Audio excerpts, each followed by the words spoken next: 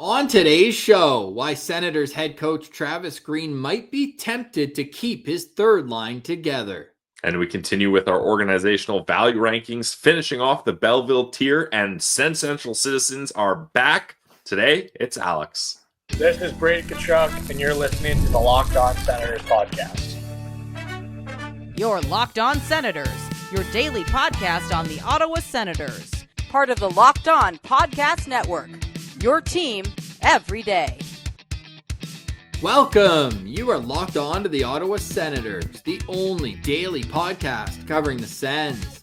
On the outskirts of enemy territory, I'm Ross Levitan, alongside Brandon Piller up in the Blue Mountains. Today's episode is brought to you by FanDuel. Download the FanDuel app now by visiting FanDuel.com and win $300 in bonus bets if your first $5 bet wins. Today is Wednesday, September 10th, and Pillsy, boy, was it fun to get a SensCentral Citizen back on the show. Yeah, it's been too long. Too long. We had a busy summer. Ross and I drafted our content calendar, in mid-May, and we pretty much had, or maybe no, closer to mid-June or end of June, and we had our whole summer planned out, and we had lots of great interviews, lots of great content pieces, some new ones thrown in there. And now that we're getting closer to hockey, it's time to get the citizens back in the mix. Every Wednesday here on Locked On Senators, we'll get your takes on the season to come and how you became an Ottawa Senators fan. You can shoot us a note on Twitter at SensCentral.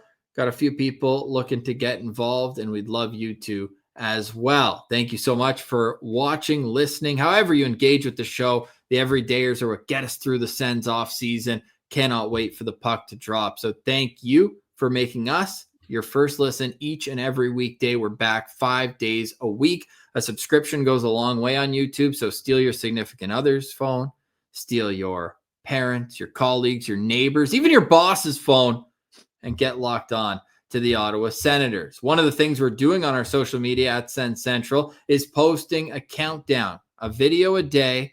We did this last year. At some point, I'm probably going to have to double dip. I'm trying to do goals from this year.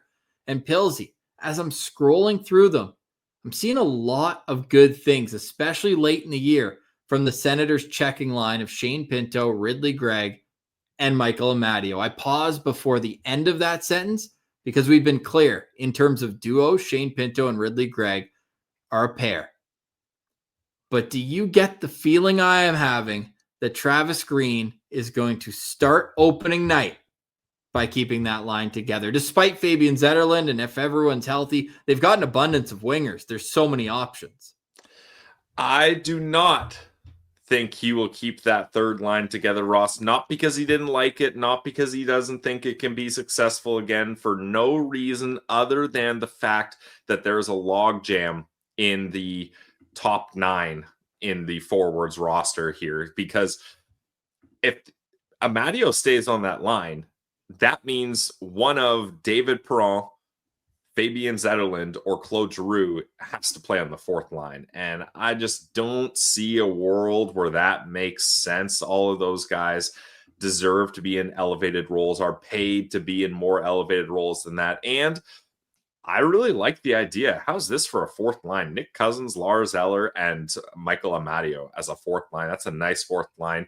But I will, and this is cheating a little bit here, Ross, but I will say I do think there will be situations where he goes back to that third line. Let's say it's a 2-1 lead late in the third. The other team has an offensive zone face-off. Maybe that's when you get that checking line in there to shut things down of Ridly Greig, Shane Pinto, Michael Amadio. It's tough because I feel like Amadio has earned the right to be there. He figured out his role. It took him a while. I think the first, 20, 25, 30 games, maybe even, a lot of us were being like, what is it that Michael Amadio does? He doesn't really have like that one shining attribute, but he's such a good all-round player. And then he meshed in that checking role really nicely. So it'll be interesting to see how he's used this season. But I just don't think you can justify having Amadio there over one of those three players that I mentioned. I'm glad you brought that up because it did take him a long time to get situated in the new setting 2 assists, no goals in his first 13 games with Ottawa. And I know that's not his role, but as a member of a new team, you sign a free agent ticket, you want to produce at least a goal. Yeah. And the moment that turned things was that first goal of the season. Remember, it was in the overtime game in Boston where Brady scored the winner. And then Dean Brown came on that morning and said, I think Michael Amadio is going to turn it around. They scored in back-to-back games. The second game was that 3-0 shutout in Toronto. So he then kind of took that as obviously a boost for his all-around game, but he had little moments where he'd have 3 goals in 4 games. He did that twice down the stretch for the Ottawa Senators. And that third line, as I mentioned, they were on the ice for so many good moments late in the season. And especially in March. Yeah, in March, Michael Amadio had 6 goals, 9 points. And obviously that's on top of going up against the other team's top line. I get where you're coming from, and in situations, I'm not saying this is going to be all of camp. It should be for experiments, but head coaches are stubborn, and he knows that works, and he loves doing it.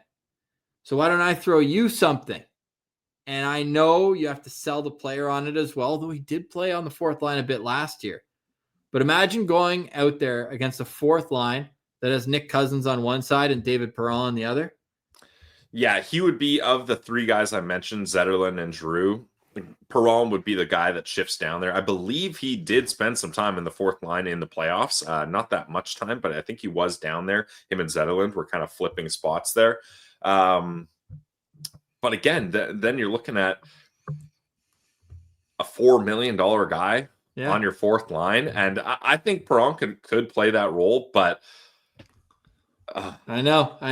Now, but these are good problems to have, Ross. Definitely. And what is also kind of makes more sense to have Amadio there is because he's going to get his special teams time on the PK. Maybe Perron kills penalties as well, but we just did a show yesterday saying Perron is our odd man out on the power play. So if he's in our odd man out on the power play and our odd man out at even strength, he needs more than 8 minutes a night to get going. I think if Perron's around 13 minutes is probably a good spot for him, 13 to 15 on any given night. I think that would be nice, but I also don't want to cut Amadio's minutes.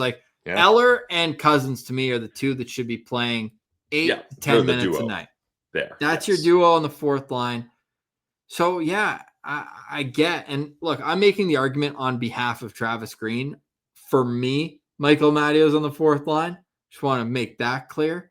But it's just something about, coaches and knowing that the team did well this year, that they're not going to want to make that change.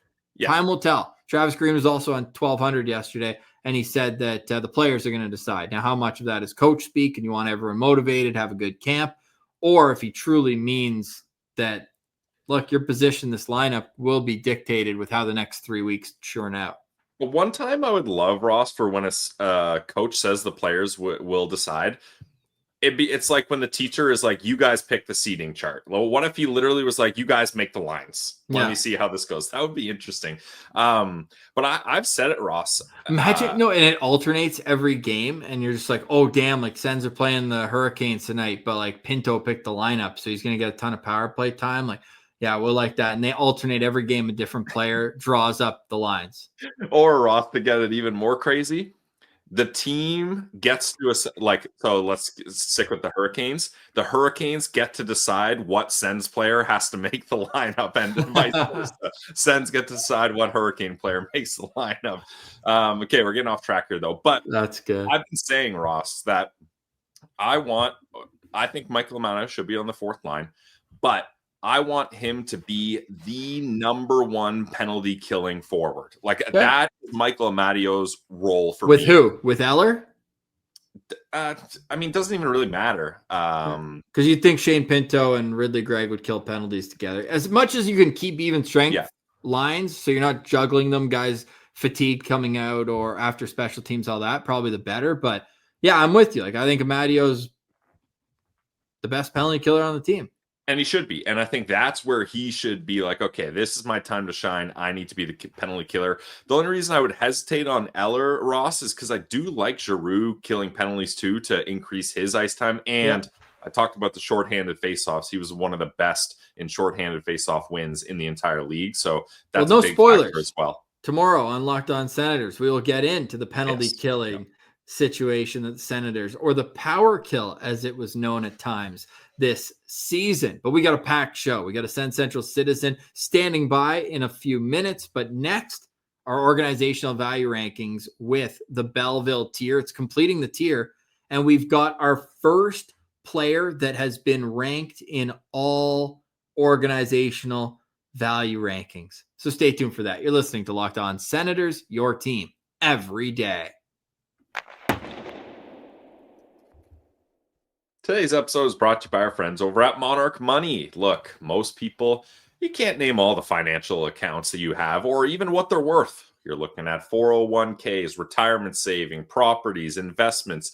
And when you don't have the full picture, you can end up leaving money on the table. Don't do that. That's why Monarch Money is here. It's an all-in-one personal finance tool that brings your entire financial life together in one clean, easy-to-use interface on your laptop or on your phone.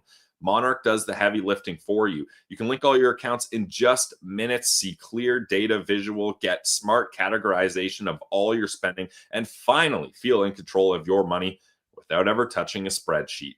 Do you have subscriptions that you forgot you're paying for? Link your accounts to Monarch and it will immediately spot subscriptions you aren't using, cancel those, and save money. Monarch makes it simple to review finances with your partner as well. You can see budgets, goals, and spending in one place. So don't let financial opportunities slip through the cracks. Use code LOCKEDONNHL at monarchmoney.com in your browser for half off your first year. That's 50% off your first year at monarchmoney.com with code LOCKEDONNHL.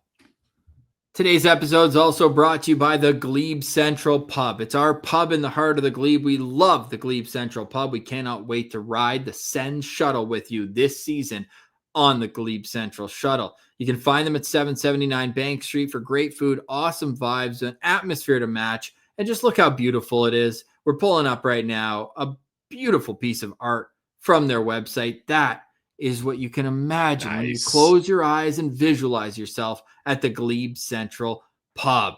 Go let them know that Locked On Senators sent you so that we can let you know that tickets are going to be coming on sale soon for the GCP Shuttle. Yes, the home opener is included, that matinee on Thanksgiving Monday. Get to the GCP, not only for the Ottawa Senators Shuttle, although that is sick, also every night there's something going on at the GCP, from trivia to wing nights, and every Saturday night, live music with no cover ever.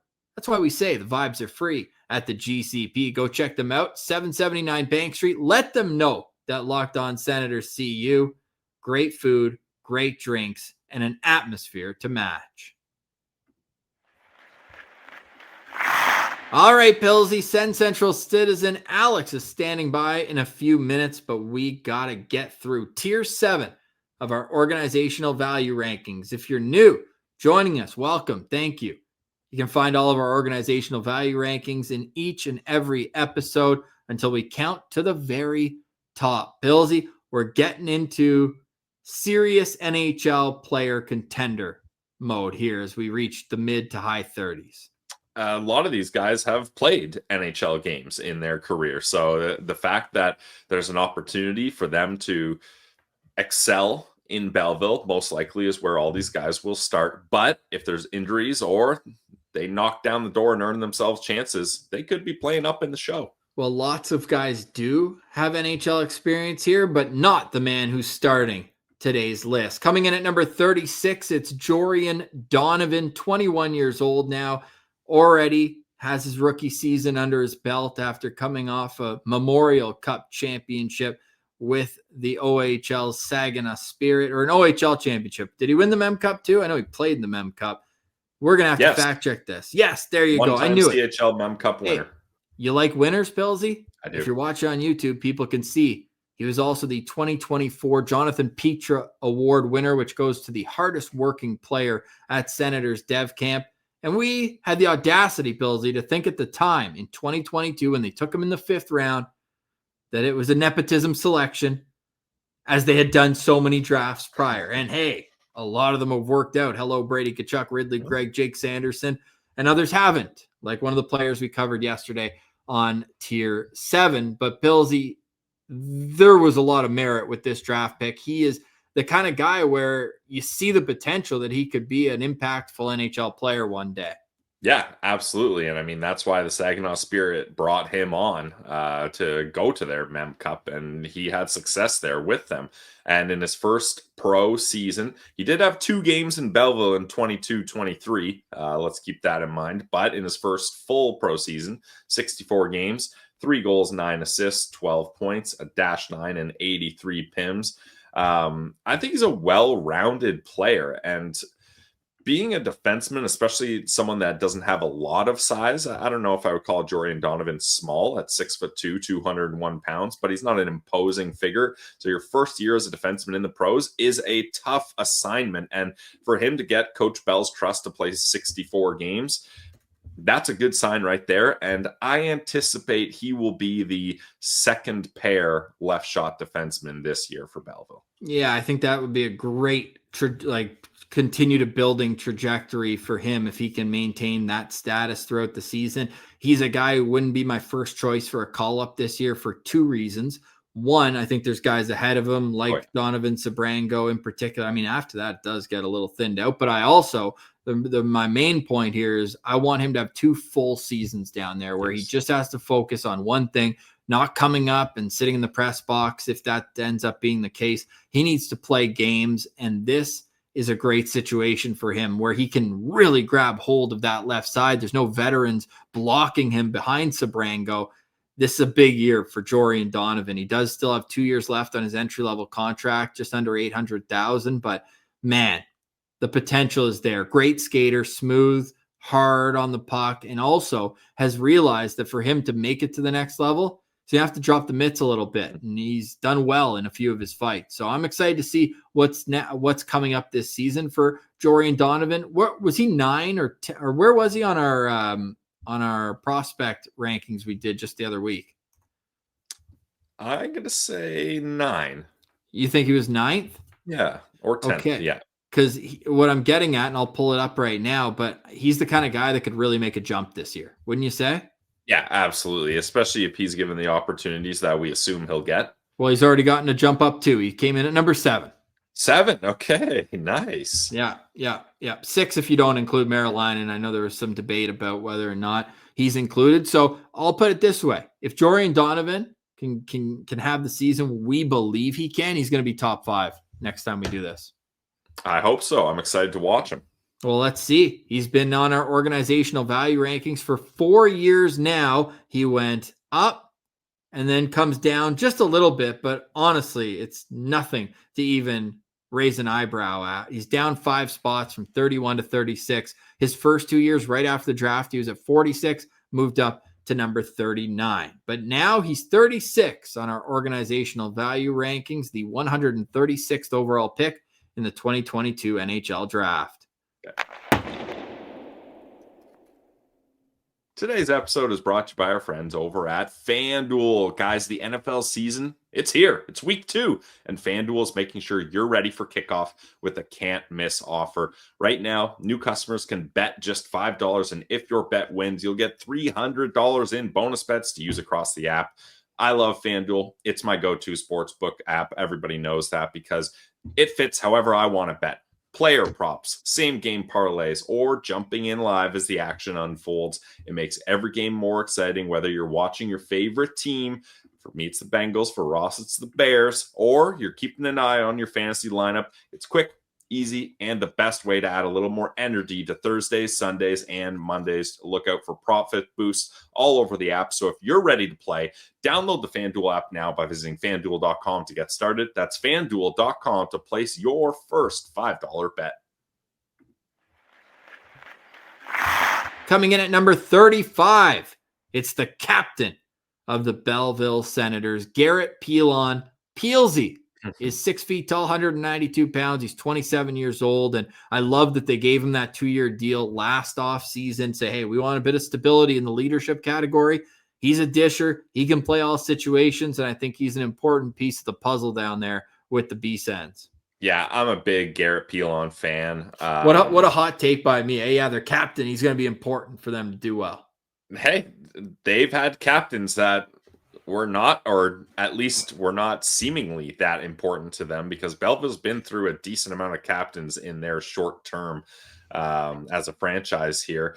And I think he's the right guy for the job. I don't know if, and I could be wrong, but I don't know if he's like a rah-rah type of captain. I get the idea that he's more of a lead by example guy, and he had another nice season for the Belleville Senators in 68 games, 11 goals, 37 assists for 48 points. Very consistent. If you look at the year before, Ross, in 62 games, he had 47 points. So you can count on him to get in the high 40s of points. And he had 5 points in the 7 playoff games that Belleville had a couple of years ago. And I think they really understand that they need someone that has a bit of a more veteran approach to be at the helm of the leadership here for this group. And Garrett Pilon, I'm so glad they brought him back too, Ross. I think he's a big part of this team. Yeah, there's a reason why he's moved up 8 spots from 43rd, where we had him last year, and 50th his first year with the organization. He's just a versatile player that always gives you positive minutes when he's on the ice. It's unfortunate because he's kind of like, look, it's AHL versus NHL. We get that, but he plays the game like Giroux in a sense, where he's not the fastest guy at all, but he keeps slowing down the pace and being able to bring the other team to play at his. It's such a unique skill set that takes special players. Stephen Halliday would be another guy I'd throw in that category, where they can manipulate in the offensive zone. So that's obviously why you see a similar goal to assist ratio as Claude Giroux had with the Ottawa Senators, almost identical. I think Giroux had 50 points and about 12 goals, if I'm not mistaken. So that aside, which is obviously an unfair 15 comparison. goals, 15 and 35 for Giroux. Okay, close. Now, you got that quick. Yeah, I keep the Ottawa Senators stats as a tab. I like that. Yeah. And I like Garrett Pilon, and that's why he's 35th on our organizational value rankings. Still one more year left on the contract, but I don't see why you'd move on from him. And hopefully he wants to stay and still be that leader. I don't think he's a guy that's going to get NHL games, unfortunately. But hey, it's one of those where you wouldn't feel like, oh my God, what's he doing in the lineup if he came up and played on the 4th line for a bit. He does have NHL games under his belt, right, with Washington? Yep, he does. Yeah, he's got a goal too, right? Yep, I think he has 3 total NHL games and 1 goal, so not Hell bad. Yeah. Let's go talk about ratios. That's a pretty good ratio. Goal every 3 games. Mm-hmm. Coming in at number 34, it is Jan Jeník. It took a while to get the contract done this summer, but he signed 1 year, league minimum at the NHL level. Down 10 spots, though. We'll get into why, but he's 24 years old, 6'1", 198 pounds, and he's a left shot centerman that's going to be battling with Stephen Halliday for those prime minutes in Belleville this year. Yeah, it'll be interesting to see how that goes. I think Halliday will have the edge, but Jeník is an interesting player in 52 games, 12 goals, 17 assists, 29 points, -1, 75 PIMs. We've seen it, Ross. He's got a feisty side to him. We got in when he was on the NHL team in the preseason. He did not back down. Yeah, against Detroit. And he got 2 NHL games last year with the Ottawa Senators. No points in those, but he's a guy that I think would make a lot of sense to get a call up in a 4th line role if needed.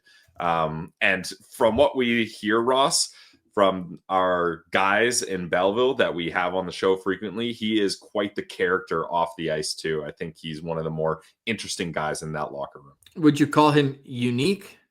Yeah, Jeník is unique. Jan Jeník is a unique individual, and he's a guy who I believe, and I'm double checking this right now, is waiver eligible. Oh boy, I'm terrible with the yes. With the waiver knowledge. He cleared waivers last year, so the answer is yes. He will need waivers again, but if he cleared last year, I think he clears this year as well. But Jan Jeník down 10 spots on our organizational value rankings. He's another guy that you just want to see that next step offensively. Like, he's a guy who obviously brings that pest, that brick and mortar to his game, but let's see a little touch around the net to take the next level.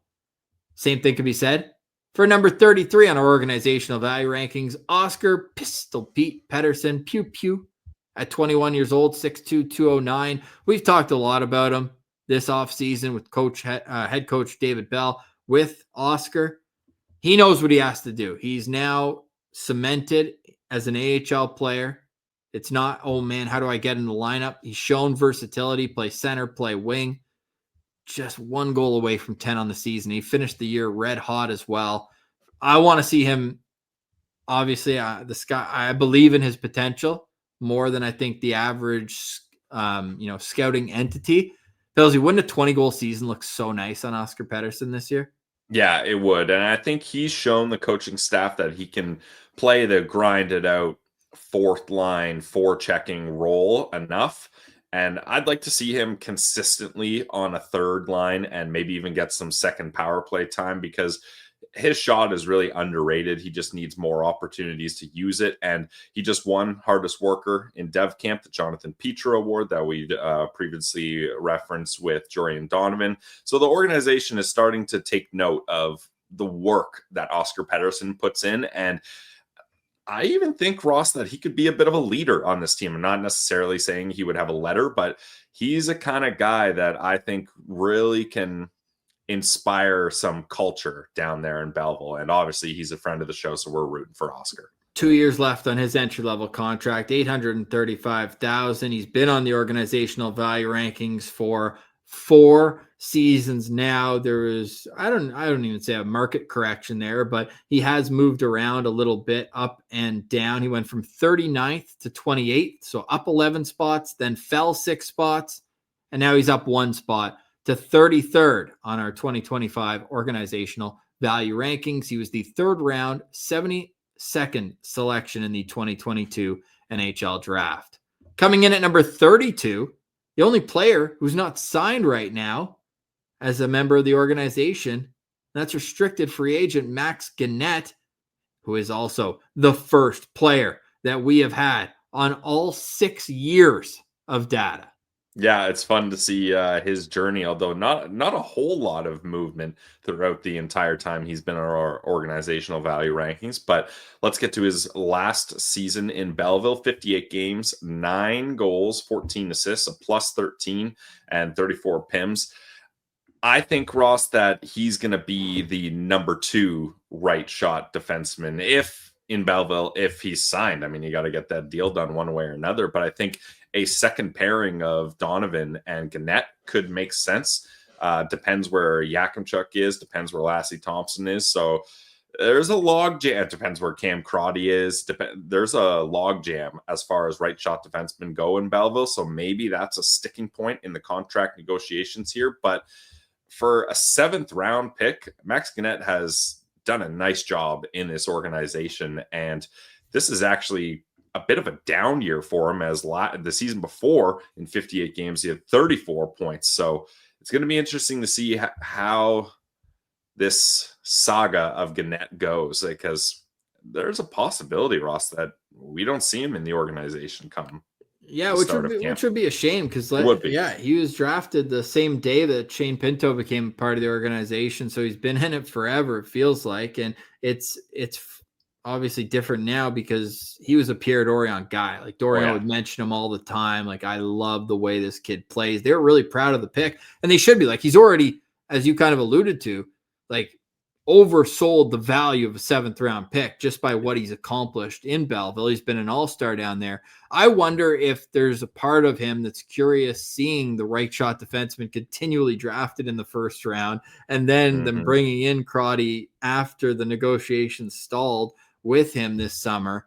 And also the fact that 2 seasons ago, he had 7 NHL games and then none this year. So is there a part of him like, hey, like, am I going to get another opportunity, or is that all you needed to see of me?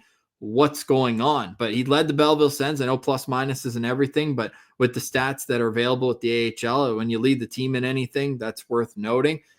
I hit an awful playoff though, statistically. And I remember not this year, obviously they didn't make the playoffs this year, unfortunately, but last year with Belleville, it didn't go well. And it seems like he's still a valuable AHL player, but is there room for him? And let me ask you this, who would you rather have, Max Gannett or Lassie Thompson? Same draft. 1st round or 7th round? That's what we're arguing right now from the same draft. That's tough. Both right shot defensemen. They started it with one and ended it with one. Honestly, Ross, I think the answer to that question is who has more trade value, because I I would keep both of them and be happy with it, but I think you got to kind of pick one and move on from the other, because I see the appeal with Lassie Thompson, and then I see untapped potential with Max Gannett. Yeah, well, you know why I'm going to take Lassie Thompson? The Tom Bomb. Not only that, because we want to be consistent on this show, and we have not gotten to Lassie Thompson yet, so therefore we believe he's more valuable. There we go. I like it. Coming in at number 32, here's the best graph we've got so far, complete with all 6 years of his location, which started all the way down at 43. Then he went to 44 for 2 seasons, up to 37, jumped 7 more spots to 30th last summer. Now he's down 2 spots at number 32.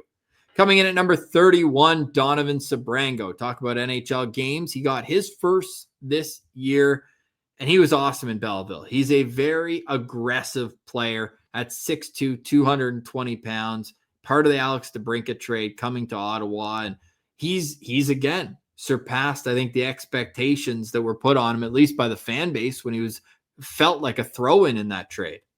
Yeah, definitely. It was kind of funny that he was included in that DeBrincat trade. Like he had played in the ECHL the year before. Yeah, with Toledo. That's where he spent a decent chunk of his time. And in Belleville last year, in 50 games, 8 goals, 12 assists, -4, 79 PIMs.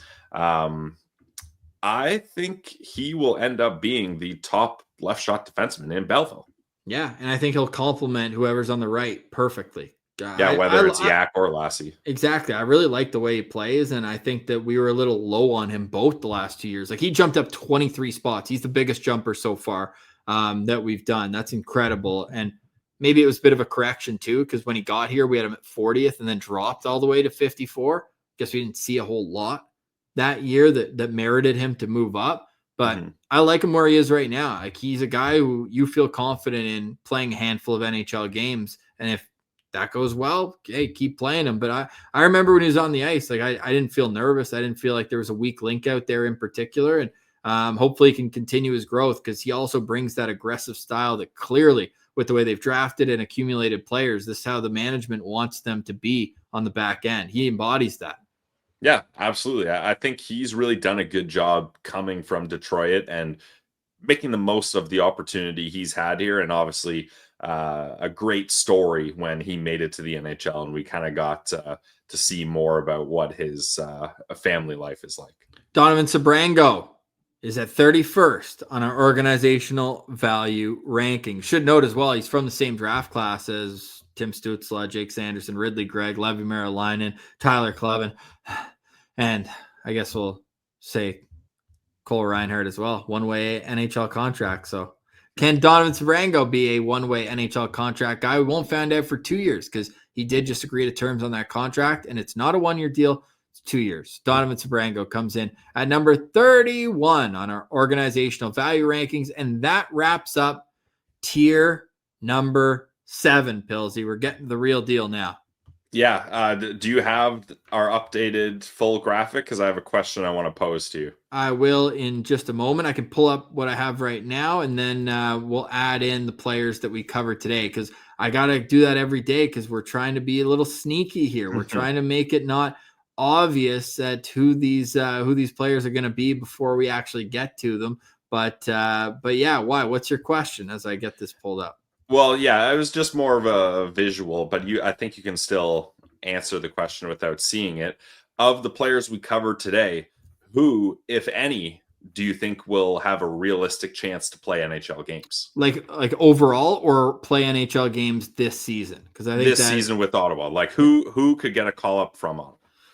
Okay, that's a good question. Perfect timing as I pull it up here so everyone can see. Well, I'm going to go with Jan Jeník. Okay. And I know that Stephen Halliday is hopefully going to be the first call up if a center goes down. But I think Jan Jeník's the type of guy also you wouldn't mind just calling up and playing 7 minutes a night and seeing if he can create a spark in that time.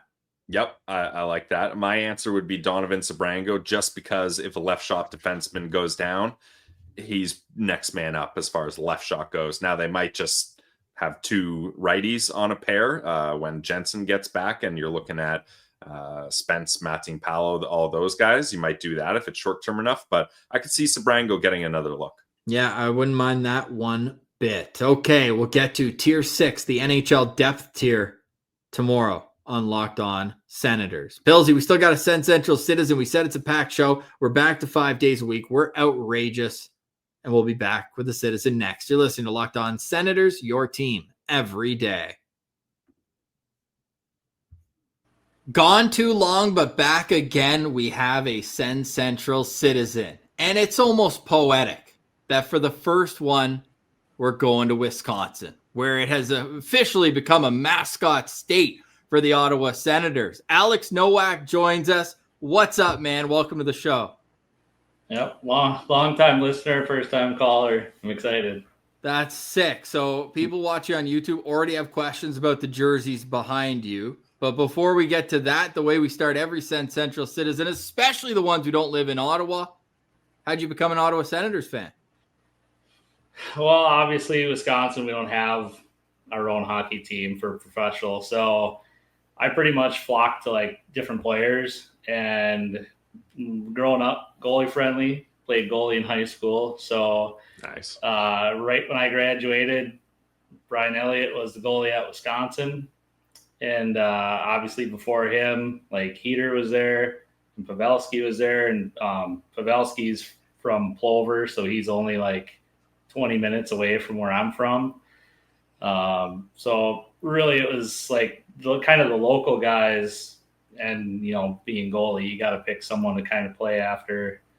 And we each had like the same goalie coach. Like I went to Bill Howard's goalie school, and I actually got to teach there for a summer at a camp. So Nice. Els was actually my coach too. Like one of my last years playing, he was an instructor at a camp. So I was hooked. So when he was drafted by the Ottawa Senators, late draft pick as well, is that when it was a easy decision for you to be a Sens fan? Bills, he was only 291st overall, second last. Yeah, I was going to say second last, I'm pretty sure. Yeah. They don't have those picks anymore. It's No. like 220 is like the final one. Yeah, when he got picked, and, you know, it was kind of coming off of, you know, winning the national championship too that year. That team was loaded too. Kind of watching them, you know, start off in the minors and still, you know, wear his Wisconsin mask. I think the first couple games of Ottawa too. It was hard not to get involved with like the whole roster, and then you get hooked on the pizza line and, you know, everyone else. And then from Els, it kind of went to, you know, Ray Emery. Like, how could you not like him on and off the ice? Between like those guys and just how year after year, if your favorite player gets traded or something like that, you just kind of gotta find, like, you can follow it and still like those players, but on your team, on the Sens, year after year, you just gotta hope they stick around, and then just keep chugging along. Yeah, I give you a ton of credit for sticking through the rebuild, because, yeah, like you said, it was easy to get invested in the Ottawa Senators when they were winning President's trophies like they did in 2003, making the Stanley Cup Finals in 2007. And, Brian Elliott drafted right in the middle of that. So you came on to being an Ottawa Senators fan for some of the greatest seasons, really. And then there was like a mini rebuild. They bring you back. But during these last 8 years in particular, did you lose interest? Did you stick it through? How'd you handle the rebuild as someone who, yeah, you've got a strong connection now, but if you wanted to get the Ottawa Senators out of your life, where you are, I'm sure you could. Yeah, around me, there's so many like Blackhawks and Wild fans, and it's like it's almost pushed on you so much. It's like I can't like them. So no, never lost the faith in the Sens. I do have a Sens tattoo, so I am branded for life. Nice. So even Impossible if I tried to get away from I couldn't. that answer, just changed. Yeah. No, couldn't get away. I've stuck through it, and it's I mean, like some of those years, it's pretty hard, but I mean, like I'm glad where we are now. by So far. you're gonna be our official scout for the Wisconsin Sens this year. You know, me and my buddy that we go to like a lot of different like sports card shows and other like big time sports stuff. We know like his neighbor is JJ Weebish that is actually on Penn State with McKenna now, and Nice. they're roommates. So we're gonna see if we can go to the to one of the games in Madison in January, and then we can see Riedler too and check a bunch of them off. That's gonna be a sick game. Penn State at Wisconsin. Pilsy, circle it on the calendar. We're going, guaranteed. So how far are you away from Madison? Like, is that a big trip for you? It's not too bad. It's like 2.5 hours. Okay, nice little roadie. A little closer than Ottawa. Alex, Yeah. you ever been to a Sens game in Ottawa? Nope, never. Have been to Canada at least? Nope. No, I don't even have a passport. I need one though. Yeah, I was going to say see you at the home opener. opener, but we might have to put that one on hold. Yeah. No, and I'm hoping eventually because like the city's like over in Minnesota, that's only like 2.5 hours too. But Okay. yeah, boy, they don't give away wild tickets anymore either. Funny that, hey? Yeah. So if you do ever end up going to an Ottawa Senators game, I could promise you one thing. You'll be the only person wearing a Max McCormick jersey, and you have options to choose from. What is the connection to Max McCormick? Yeah, so Max is from Wisconsin too. He like grew up in Anago, which is probably about half hour north of here, and then moved to Green Bay for high school. And pretty much from there, like he went on to USHL and then drafted by the Sens. And obviously already being an Ottawa guy, another local kid, I got to latch on and enjoy his game. I pretty much have almost every single card that's ever been released of his. So I guess I self-proclaimed super collector. I got 1 of 1 in the world cards. I think I have like 5 different game used jerseys that are signed. I hope you're not trying to turn these around at auctions. Absolutely not. Nope. Yeah. I don't think got he's sticks, doing I got this for an gloves. investment, Ross. No, I don't think so. No, they're all PC items for sure. What is your favorite Max McCormick Ottawa Senators moment? Great question. Are you like Boy, shuffling through all of them right now? Yeah, No, I'm trying to think. You know, it probably is the goal that's in this one because I know it was from Nashville, and I think like basically it was the one where it was like literally right behind the net, and I think he almost did like a full slap shot from about 2 feet from the side of the net, and basically it was almost like, yeah, pretty much. And so, I mean, I think he had like 7 goals total in Ottawa. So yeah, that one for sure. I think it was against Nashville. I want to bring this back, Ross, asking our SensCentral Citizens. We'll keep a list here. Alex, who is your X Factor player for the Ottawa Senators this season? I think it's Thomas Chabot. Okay. People I think dogged on him last year in the playoffs and didn't think he played really good, but I think in that Toronto series, to me, I thought he was the best player. I mean, the stats probably don't show it, but like really, I don't think there's anything that comes to mind where it's like, hey, Chabot, what are you doing? Like, that's your fault. Like didn't really lose a guy anywhere, I don't think. So, I mean, I think Chabot finally had a good year where he was healthy. They found a partner that works for him.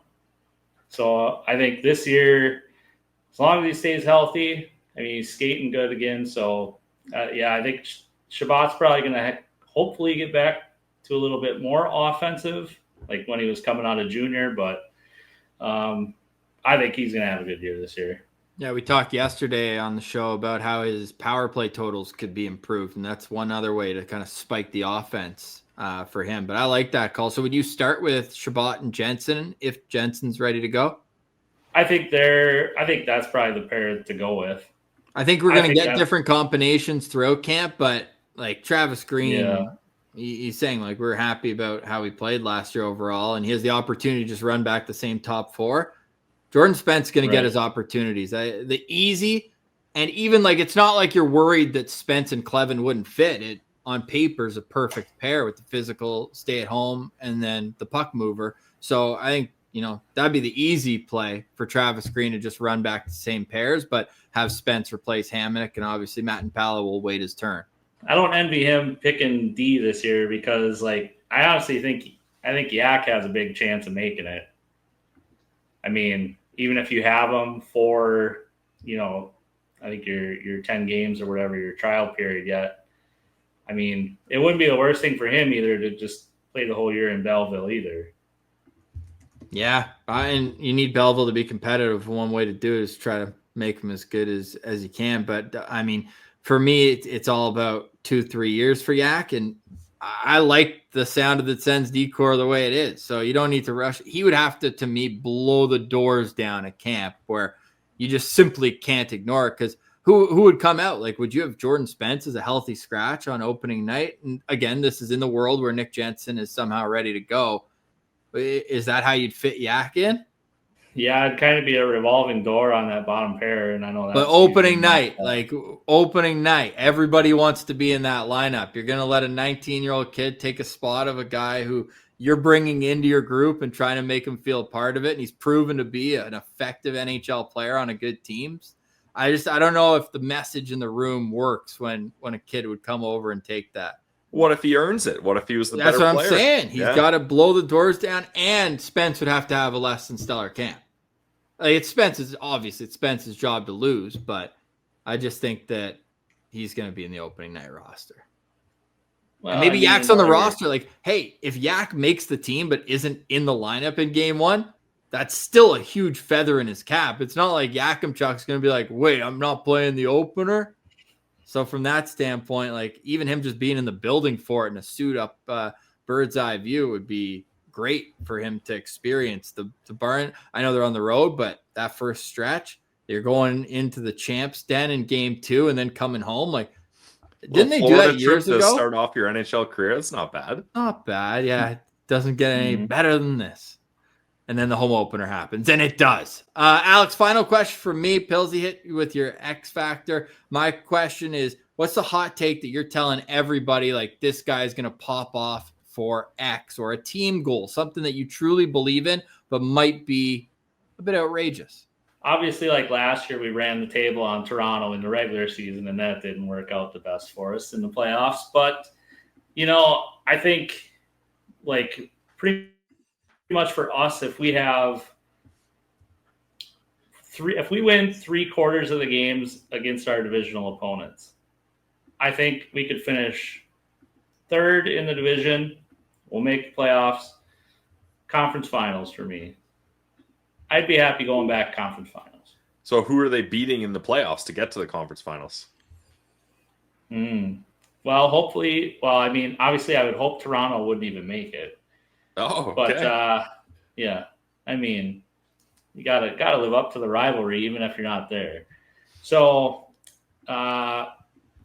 first round, I'd love to see the Tkachuk brothers play each other.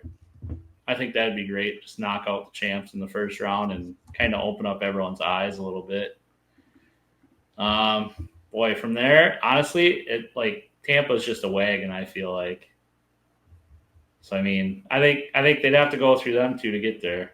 So it's going through Florida. No problem. Yeah, going through Florida. Love it. Alex, hey, when we're going through Wisconsin, as Pillsy guarantees we'll be at a game there this year, we'll hit you up. We love seeing the Sens represented all around the world, including a new home for the Wisconsin Sens. Thanks for doing this, Alex. We'll see you soon.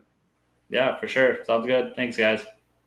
All right, Pillsy, great conversation with Alex. Any final thoughts on today's show? No, we've gone long enough here, Ross. So we got as much into this episode as we can, so no final thoughts. Hey, we got more to come tomorrow. What's the Sens penalty killing unit's going to look like? And who are the key depth players that could come up and make an impact in the National Hockey League roster?